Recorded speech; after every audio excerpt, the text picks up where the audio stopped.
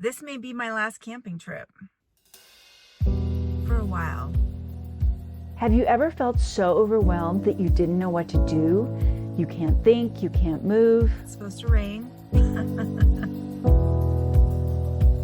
That's when I decided I needed a camping reset. So I threw my stuff in the car and headed south with nothing more than a very loose plan and a lot of anxiety about changes on the horizon.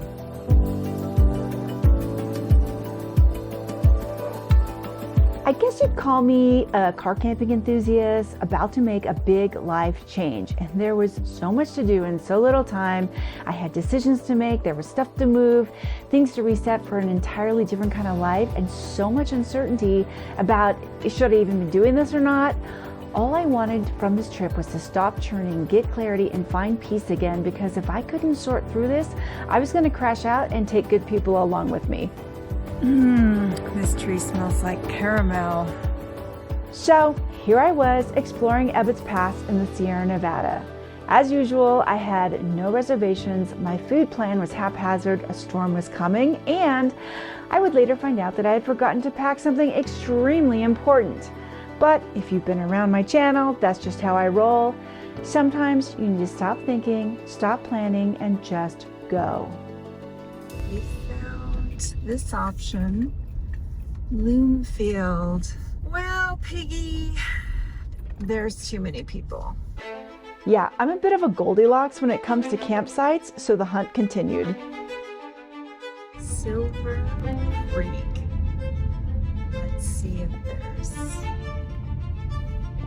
any good spots left.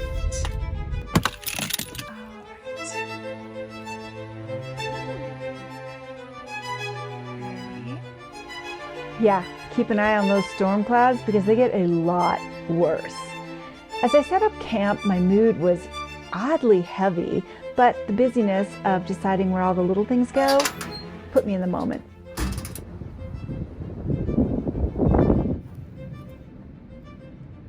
So how do you guys reset when things get out of whack? Let me know in the comments.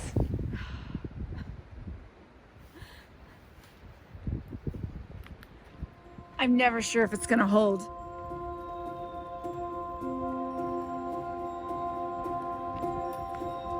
Of course, the minute I get it set up, the sun goes away. Despite the sketchy weather, I went ahead and set up my little hammock oasis because I had a beer to drink and a video to make.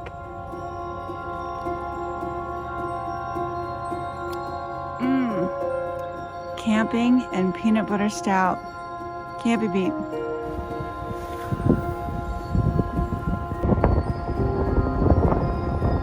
So the wind's kicked up and I just met Gunny, who is the camp host, and he said he might have to put restrictions on campfires. Fingers crossed that I can have a campfire because I have this load of wood and I need to burn it. Storm update. I have abandoned the hammock for now and I repositioned the car to be out of the wind so that I can still make dinner later, maybe. It's still fun as the Harleys go by. That'll die down, don't worry. This is not the most peaceful campsite I've ever been at, but it's a nice one. There's not that much traffic on the road at all. It's only when I press record that there's noise.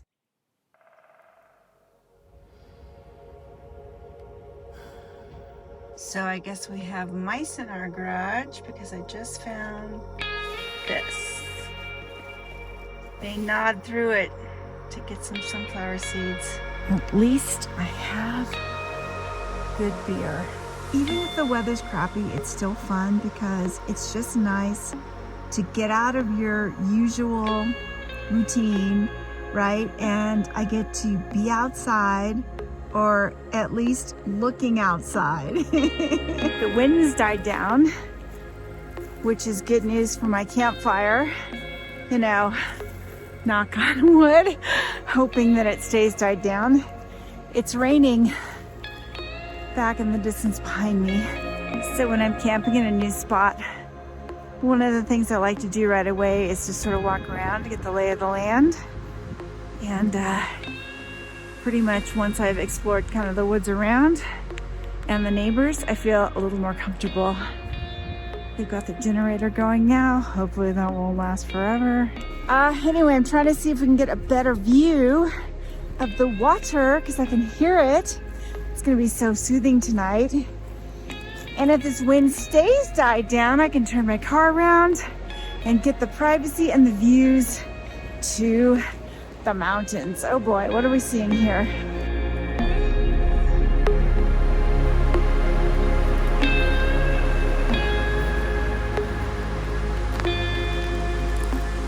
Yeah, this didn't go so well, but in the morning, oh, stick around. Totally magical spot. A lot of underbrush. Don't think we'll be seeing the water. We sure can hear it.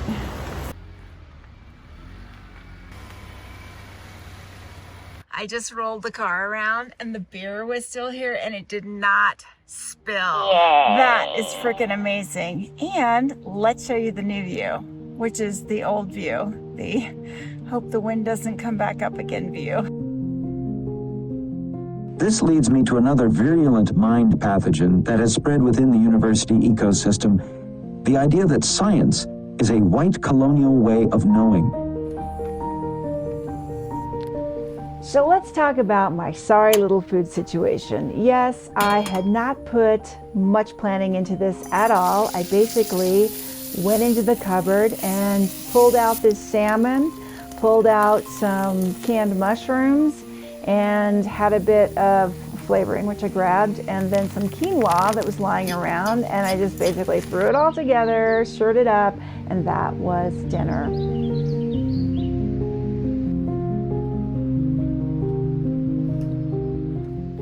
That one important thing that I said I'd forgotten, fortunately wasn't an issue for dinner. And yeah, but in the morning, big time issue. In the meantime, was super happy that I was able to go ahead and get this campfire going.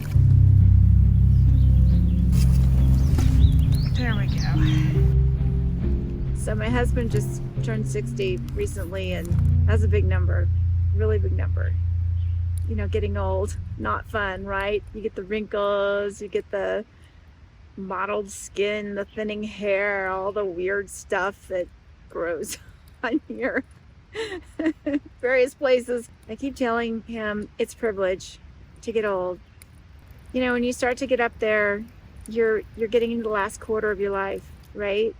You have more time behind you than you have in front of you on your timeline. So you really start thinking about, okay, what do I do with this time that's left? And how much quality time do you have left? Because people's health starts to fail when they get older. You don't know when it's going to be. I saw some figure that average age is 66 when your health starts to fail.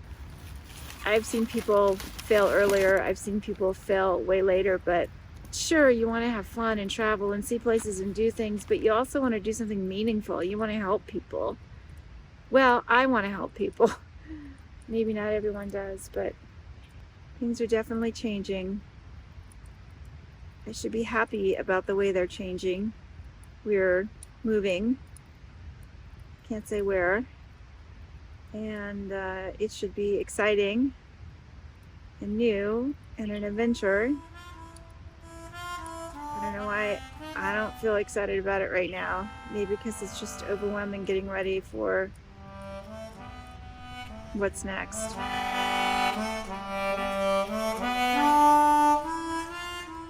6. People are often truly happy in life without being romantically involved. Well, good morning. It's 43 degrees out. We're gonna have coffee, of course, because it's camping.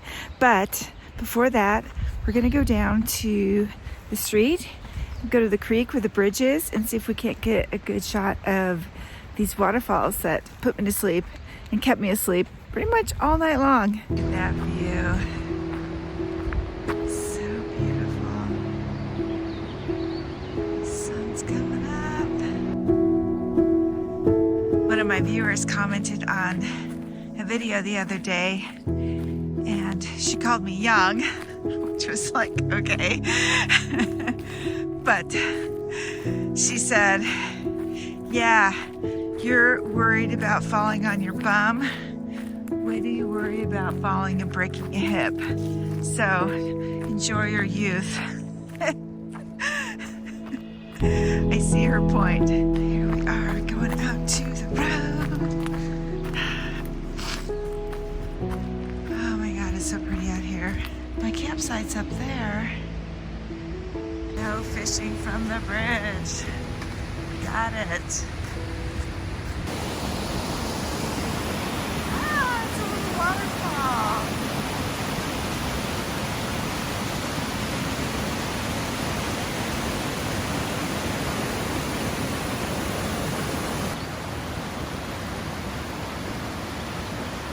Glare. There's this little hole in the bushes, so of course we must go in. Aww. Oh! Snowflower.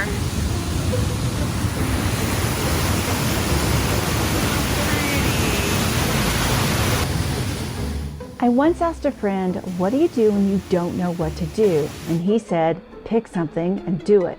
You'll know pretty quickly whether or not it feels right, and if it doesn't, go back, pick another direction, and give that a try. The point is, just get moving.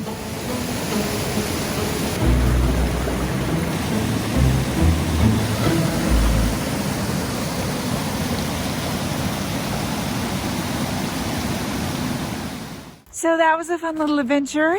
I think it's time for coffee. Remember that important thing I said I forgot to bring? So I forgot about water.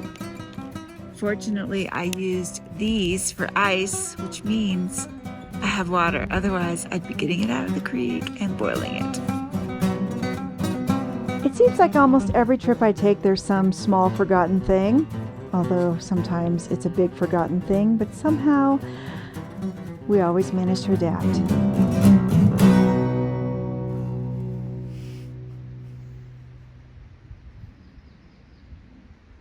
Second cup, I found some water in my water bottle that I'd forgotten about.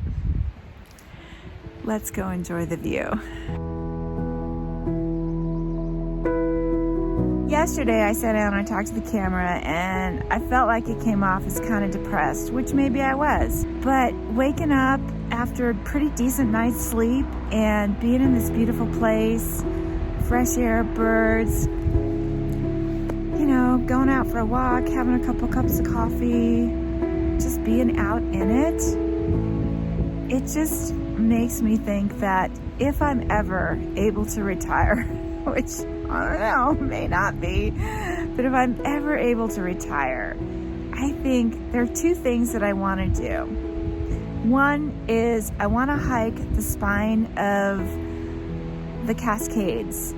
So that portion of the PCT that starts in Washington at the Bridge of the Gods and goes all the way to Canada. I would love to hike those 500 miles. That's assuming that I still have the energy to actually hike miles like that. So that's thing number one that I'd like to do. And thing number two would be to just spend an entire summer just car camping in all the cool little primitive camp places around the Eastern Sierra. I love the Eastern Sierra. It is the most spectacular set of mountains with the most just beautiful alpine meadows and rivers and lakes and creeks, and it's magical. There's no place else on earth like it. John Muir was right. So, feeling better after just one day and one night and one morning out in the wilderness. Life is looking good again. Life is looking hopeful again. This has been a really good reset. I don't know when I'll be back, but in the meantime, I did an amazing 30-day car camping adventure throughout the Pacific Northwest, which I will link to here.